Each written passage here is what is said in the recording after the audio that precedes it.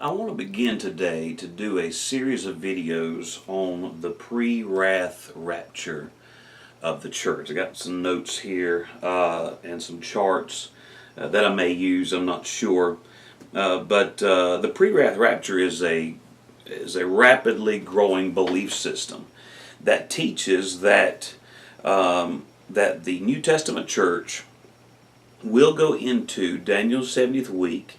Certainly will go into the first half, and somewhere in the last half, somewhere during the last half of the 7-year period of time known as Daniel's 70th week, some call it the Tribulation period, somewhere in that time the rapture will take place. And so it's a very popular, growingly popular position. Now, I am a pre-tribulationist, and I hold to that. Now, I have been thoroughly exposed to the pre-wrath rapture. I have here in front of me The Sign by Robert Van Campen. I have, this one's getting a little tore up, the front cover has come off, but The Pre-Wrath Rapture of the Church by Marvin Rosenthal. Now, the first book I ever read on the subject was this one, The Rapture Question Answered by Robert Van Campen. Now, this is not the original copy I had. This is one that I bought years later. And so this is the first book I read on the issue. And I'm not going to lie to you, it bothered me the first time I read it. I thought, man, have I been wrong? And the preachers that have been teaching me, have they been wrong all these years about the timing of the rapture? And obviously I come from a pre-tribulational background. Now, I am of the persuasion that just because my pastor or someone else says it, I give them the benefit of the doubt, certainly, but at the same time I want to study things for myself, and I was willing at the time, if this was right, then I was going to go with this, and regardless of what happened to me, because I want to be right. I want to make sure that my belief system is as correct as my fallen mind can get it. Now, and so therefore, I began to research the issue. I've been studying it for years and years and years. And then years later, I bought the book again, and this time after having studied the issue a little longer, I began to find what I felt like were contradictions. In some cases, contradictions, but not only that, but also unanswered questions. Now, see, that's I guess one of the attractive aspects of the pre-wrath rapture position. It seems to answer the questions. It has the appearance of answering the questions. For instance, the rapture takes place, according to them, in the last half of the 7-year period, but it's not exactly mid-trib, and it's not exactly post-trib. It's somewhere in there, and so no man knows the day nor the hour. So we don't know exactly when it would take place. And there's a lot of other teachings that come along with it, that it really does seem in a lot of ways to answer the questions. But where I'm at right now, I don't believe it answers the questions. There's some questions and some verses that I feel like the pre-wrath rapture position is ignoring and not looking at and not considering. And so what I want to do is in these series of videos is ask some questions concerning the pre-wrath rapture. Now, I have a chart right here that I believe it was Robert Van Campen's chart. This fellow, he's dead and gone. I believe he was a Christian. I believe he loved God's Word. I'm sure he's in heaven. But this is basically his layout, and not every pre-wrath agrees with all the timing issues, nor does every pre-tribulationist or dispensationalist or amillennialist or postmillennialist, whatever you are. No two perfectly agree one with the other. For instance, right here you have the beginning of sorrows, right here. And in the beginning of sorrows, right here, Van Campen has 3 seals, and during the Great Tribulation, he has 3 seals. But I've noticed a lot of Prewrathians who put 4 seals in the first half and only 2 in the Great Tribulation period. And they don't believe that the Great Tribulation goes all the way to the end. They believe it's just a small period of time in that second half of the Tribulation period. And so, but this is a pretty decent layout. You see, you have the beginning of sorrows, the birth pangs, and then at the midpoint of the tribulation period, which would be the abomination of desolation, and I agree with them on that. But then they have a short period of time, we don't know how long, the Great Tribulation. Jesus said, beginning at the abomination of desolation, in those days shall be great tribulation. But immediately after the tribulation of those days, the sun will be darkened and the moon will not give her light. And that sounds like the prophecy of Joel chapter 2, verse 31, where Joel says, the sun shall be darkened, or shall be turned into darkness, and the moon into blood before the great and the terrible day of the Lord come. And so here in this dark period, you have what they call the day of the Lord. And the rapture initiates the day of the Lord. In fact, that's his exact wording. The day of the Lord, the wrath of God, and he says initiates the day of the Lord. I don't know if you see it, doesn't matter, but that's what he teaches. That's what most Prewrathians teach, that the rapture initiates the day of the Lord. And I'm fine with that. I have no problem with that issue. And if you read 1 Thessalonians 4 and 5 together, ignoring the chapter division there, it seems like the rapture and the day of the Lord are connected. And so based upon that, they say, well, the day of the Lord is initiated by the rapture. However, Jesus says that the cosmic disturbances will take place after the tribulation of those days. Joel says that the day of the Lord takes place after the cosmic disturbances. And then, so if the day of the Lord happens after the cosmic disturbances, and the cosmic disturbances are after the tribulation of those days, and the rapture initiates the day of the Lord, then obviously the rapture must happen after the cosmic disturbances, which Jesus said is immediately after the tribulation of those days. And it also fits with the 6th seal, and he has that right here. At the 6th seal, you have the cosmic disturbances, which seem to agree with Jesus as well as Joel. And then, to add to their argument, the weight of their argument, where they put the rapture right here, you have in Revelation 7 this numberless multitude that came out of great tribulation. They believe that is the church that has been raptured, but after the 6th seal, but before the 7th seal, and that initiates the day of the Lord, which would include the trumpet judgments and the vial judgments here during what they call the wrath of God period. So that's a basic, simple layout. I can go in a little more complexities than that to describe their belief. But essentially, they believe that right here you have the beginning of sorrows, abomination of desolation. You have the Great Tribulation, a short period of time. No man knows, the day nor the hour that the rapture will take place. That initiates the day of the Lord, and then you have the wrath of God. Now, that's the basic belief, that the day of the Lord happens here, and so therefore the rapture must happen here. Now, my question is concerning the day of the Lord. The timing of the day of the Lord seems to be one of the foundational, if not the foundational, doctrine or aspect of the pre-wrath rapture. So I believe, if they're correct, that the rapture initiates the day of the Lord. If you can find when the day of the Lord actually begins, then you'll have a good idea as to when the rapture takes place. So let's agree with them just for a moment, with the Prewrathians, that the rapture initiates the day of the Lord. I'm fine with that. All right, well, when does the day of the Lord begin? Well, they run straight to Joel chapter 2, verse 31, where the sun is darkened, moon is darkened. So you have the cosmic disturbances before the great and terrible day of the Lord. Jesus says those cosmic disturbances are after the tribulation of those days. And then you read down in Matthew 24, verse 29, where it says, after the tribulation of those days, the sun will be dark, and the moon shall not give her light. And then in verse 31, he shall send his angels with a great sound of a trumpet, and they shall gather together his elect with the four winds from the one end of heaven to the other. And that sounds like a rapture. And they believe that that is the rapture of the church. Now, so if they're right about the timing of the day of the Lord, then they're right about the rapture. I have an issue with their timing of the day of the Lord.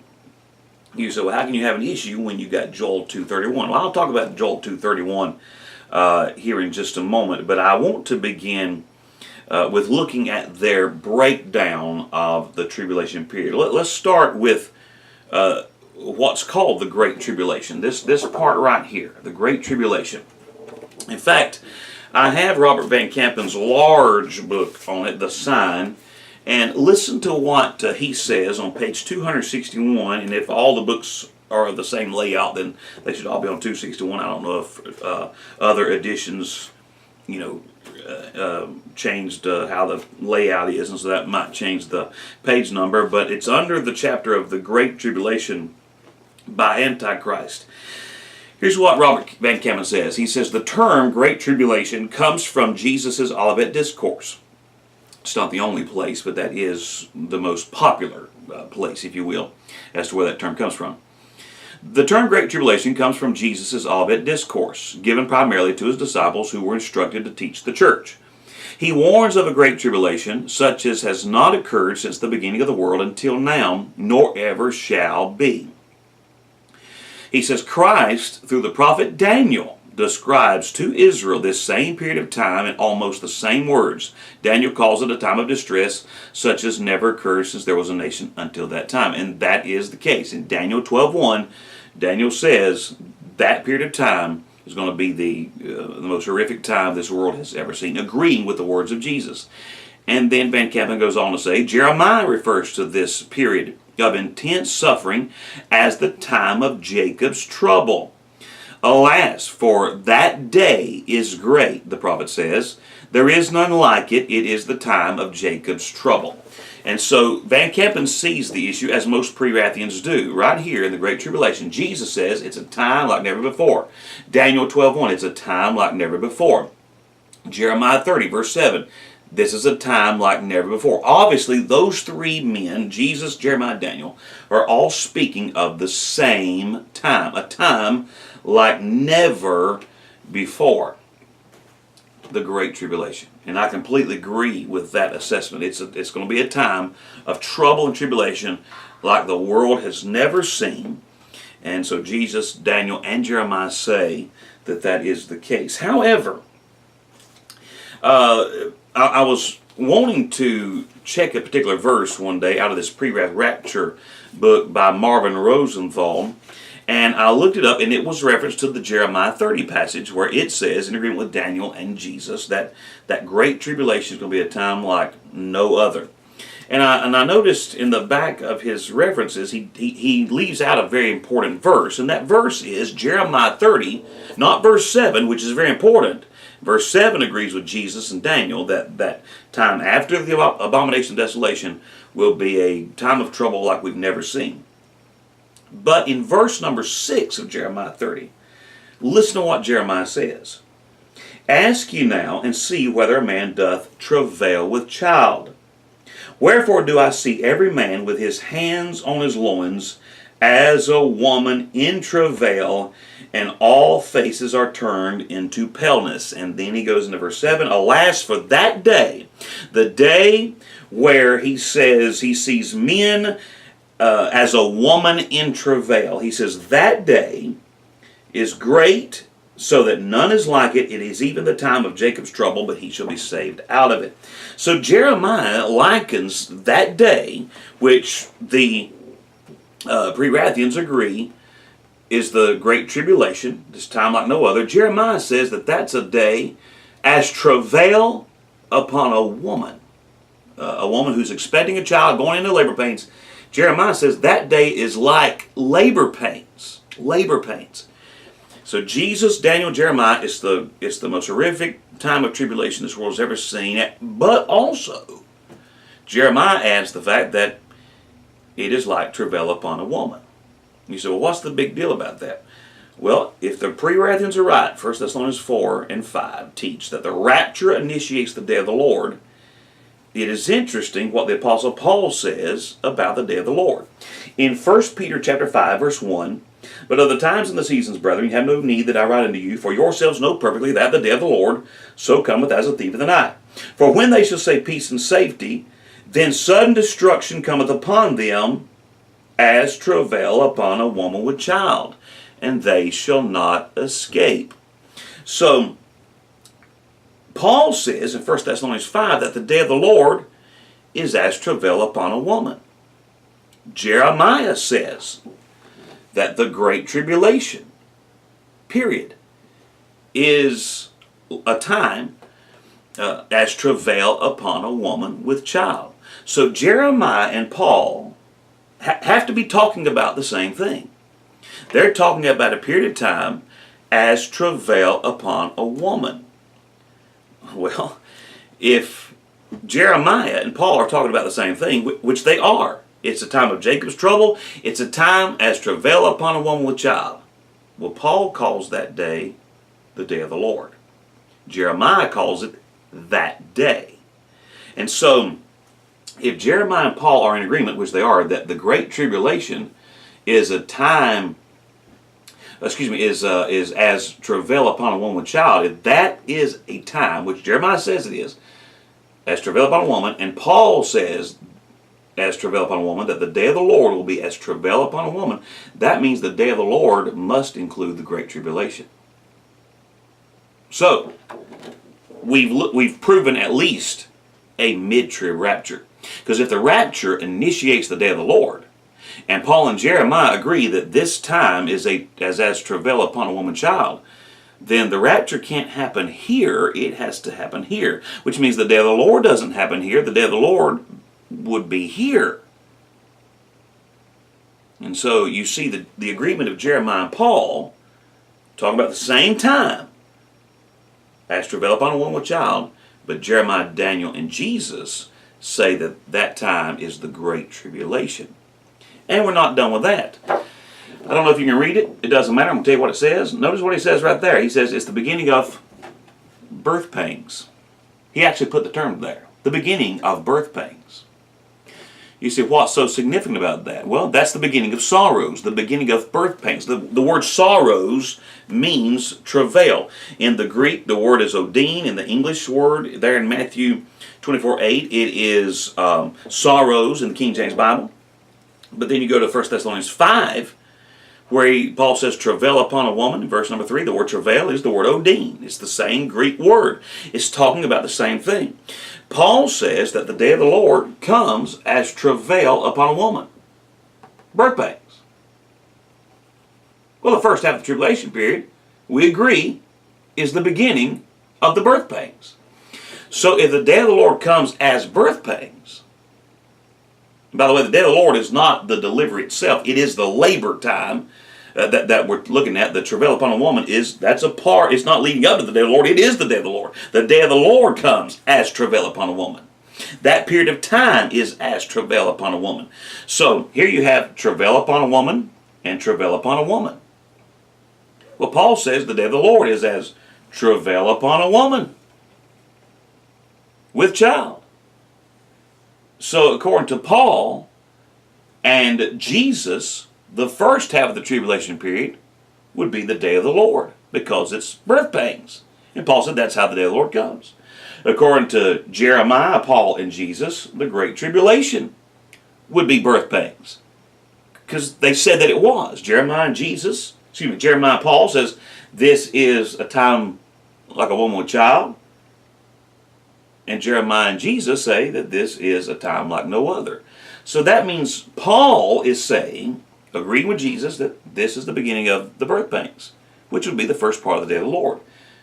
And Paul and Jeremiah call this a time as a woman with child. So therefore, all of this would be the day of the Lord, not starting here. I'll get to Jeremiah 2:31 in just a moment. But if the Prewrathians are right, that the rapture initiates the day of the Lord, and he says it does, and it initiates the day of the Lord, well, then you need to find the timing of the day of the Lord. Paul says it comes as a woman with child. Well, Jesus says it's as a woman with child right here. It's the beginning of those birth pangs. And so that means the day of the Lord would include the entire 7-year period. And if the rapture initiates the day of the Lord, then the rapture should be right here, not over here. Now, Jeremiah 2:31. Well, I think one of the things, the great errors of the pre-wrath belief system is this assumption that every time you see the day of the Lord, it must be speaking of the exact same thing. The problem with that is, well, first is what I just showed you. Yes, Joel says that the sixth seal, Matthew 24:29, all that is after the tribulation of those days, but it's before the great and terrible day of the Lord. I have no problem with this being the great and terrible day of the Lord. But it also means that you have to go sit back and re-examine your interpretation of the verses. It means that either there is multiple days of the Lord. There's the day of the Lord that encompasses the entire tribulation period. There's the great and terrible day of the Lord, which is the extreme wrath of God at the end. And I got another illustration concerning that as well. Either there are multiple days of the Lord, or there are different aspects of the one day of the Lord. I don't care how you want to say it. But obviously, Paul and Jesus and Jeremiah are putting the day of the Lord here. And the one that Paul is speaking of is where we find the rapture of the church. And so the rapture must initiate the day of the Lord, because the rapture will happen right here. It initiates the day of the Lord, which will be in agreement with Jesus and Jeremiah. All right? So that means that this day of the Lord is either another aspect of the one overall day of the Lord, or it's a completely different day of the Lord. And some people believe this, that they say this is just the general day of the Lord, and this is the great and terrible day of the Lord, where the great emphasis of the greater wrath of God takes place toward the end of the 7-year period of time. There's also Joel chapter 3. Joel chapter 3 says that the day of the Lord is near in the valley of decision. Well, that's the Battle of Armageddon. And Robert Van Kempen puts the Battle of Armageddon after the 7 years. I don't care. I personally believe it happens exactly at the end of the 7 years. But if it happens, a month after that, which he believes, I don't care. But Joel chapter 3 says that the Battle of Armageddon is the day of the Lord, and says it's near, almost ignoring this. In fact, Joel chapter 3 even says that there's going to be another darkening of the sun and of the moon before the Battle of Armageddon. Could that be a reference to the fourth trumpet, which is a darkening of the sun and the moon? Could that be Joel referring to that and not the sixth seal? So it looks like you got the overall day of the Lord, which Paul is clearly talking about because it's as a woman with child, in agreement with Jesus and Jeremiah. You have the great and terrible day of the Lord, spoken of by Joel, as well as Malachi in chapter 4, where Elijah is going to come before the great and terrible day of the Lord. And that seems to be the worst part of the wrath of God upon the planet. But then you have the day of the Lord in the valley of decision, which is the Battle of Armageddon. That's either three different aspects of the day of the Lord, or they're 3 different days of the Lord.